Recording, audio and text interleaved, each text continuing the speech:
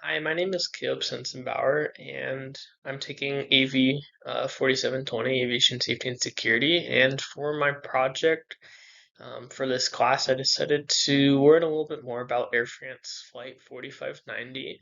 And I'm going to talk a little bit about what type of aircraft it was and some of the factors that helped contribute to the crash and why those mattered and why that makes an impact in aviation. I also wrote my paper on this.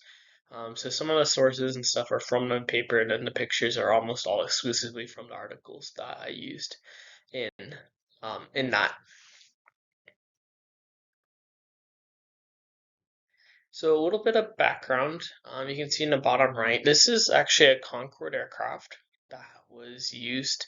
But really, just the quickest background I can give for this is that this crash occurred on July 25th of 2000 at the Charles de Gaulle Paris airport in France, and it killed everybody aboard, which is about 109 people, and 4 people were killed in a hotel that the plane eventually crashed into.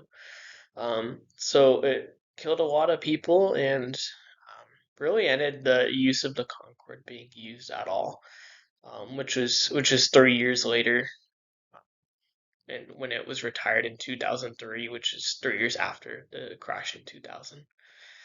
So this also changed several rules and regulations in aviation, not just in France, but kind of all around the world. So that's why this is an important crash. To learn about some of the impact it had for the Concorde and aviation as a whole. So I'm going to tell you a little bit about the Concorde. So bottom right is just a normal picture of the Concorde. Fun fact, I actually just released the Lego set of this a couple of months ago, which is kind of fun. But as I said, it was retired in 2003, but it first started being used in 1976, so it was used for a little while. But it was really the first supersonic passenger jet that had ever been built, which is pretty neat because it could fly pretty far and pretty fast, which is pretty cool. So it had a range of 4,143 miles, which is pretty good. You know, you can go from Europe to America pretty easily like that. And it also had a cruising speed of about 50 miles per hour, which is about Mach 2. For reference, if I remember right, most normal passenger aircraft nowadays only fly maybe 500 to 600 miles per hour. So this could fly for pretty darn fast for a passenger plane. And you can kind of tell from the way its wings are that it looks kind of almost like a military jet, like a bigger version of those. But instead, it actually was a passenger jet, and it could carry about 100, a little over 100 people, including crew and such, on it, which is pretty cool. And a neat fact about it is that it could travel from London Heathrow to JFK in New York in about 3 hours. Normally, that would take you about 6 to 7 hours to fly if you flew on a different aircraft nowadays, which is pretty darn fast if you think about it. I would much rather fly on a Concorde than I would on a normal passenger jet. And like I said earlier, it was retired in 2003. So the crash of this Concorde aircraft happened, like I said, at the Charles de Gaulle airport in France. And what happened with it was that there was a plane that had taken off before the Concorde, and they didn't notice that they lost a piece of metal, pretty sizable chunk of metal that landed on the runway before the Concorde was able to take off. And the Concorde was trying to take off, but it ran into that piece of metal from that plane that had just taken off. The resulting impact tore open the fuel cells of the aircraft and the tires, which soon ignited because the Concorde had 17 different fuel cells, or spots where they could have their fuel be, and that's a lot of fuel, and it made it a really heavy type of aircraft. And pretty much soon after it got hit by that piece of metal, it caught on fire pretty quick, and they lost one of their engines, and which immediately resulted their power being at half while they're trying to take off, which, as you can understand, is not a very ideal situation because you need pretty much full power to take off. pretty much with any airplane, and when you're at half, it's pretty much impossible to do. So they couldn't abort takeoff because they're already going too fast um, to just stop. And so they tried to execute a go around, but really with that lack of the engine power, the plane crashed into a nearby hotel, killing 4 people in the hotel, which is really unfortunate. But it could have been more, um, which is still terrible. But so a total of 113 people died, 4 in the hotel and 109 on the aircraft itself, which included everybody on the plane. Um, which is a terrible tragedy, and that's kind of what happened. So there are some factors that contributed to the crash.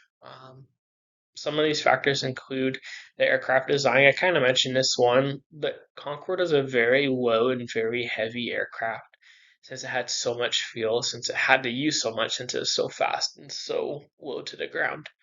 That definitely played a factor in it where the aircraft was just so low, and if it maybe was a little bit higher, it might have not.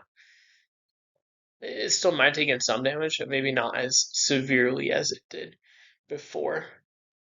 Obviously, the collision with the foreign object debris or the FOD on the runway, obviously that was a factor too. They didn't see that it was, something fell off. The Charles de Gaulle Airport is a pretty big airport, so I could understand how it could be hard to see why they might have missed that, especially when it's just kind of like a normal day, and that's could have what could have happened. And then the fuel cells being ruptured, that will pretty much knocked out your engines, which leads to the loss of engines. And it's incredibly hard to fly when you're instantly at half power. And kind of like with that picture in the bottom right, you can see that they didn't really make it very far off the ground. This is just another angle of that same crash.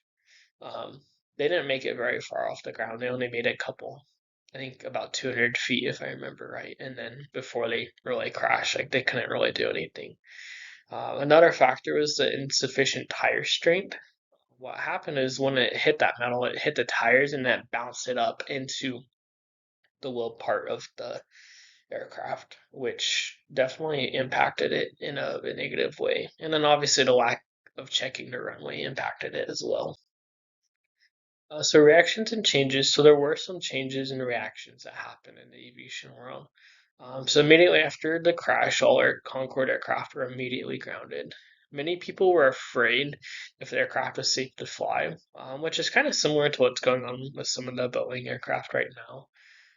But they were grounded for a while they're trying to figure out, what happened to this, and if that was a problem with all the aircraft or if it was an individual incident. So a lot of questions also arose for safety standards for all aircraft and airports. So a lot of airports and airlines and aircraft all became scrutinized pretty badly because people wanted to know that they were safe, which is fair. People want to know that what they're doing is safe and secure. So a lot of airports had to revise their different standards. Airlines had to check their standards for tires, the metals used, not just for the Concorde aircraft, but for all the aircraft that they had.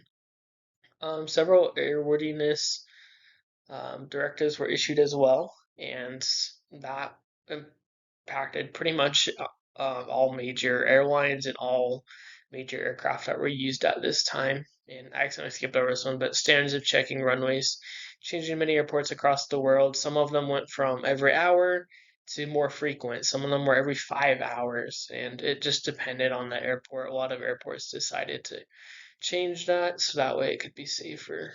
And it ended up as Continental Airlines, and one of their employees, who was a mechanic, were fined as a result, and the employee actually spent some jail time.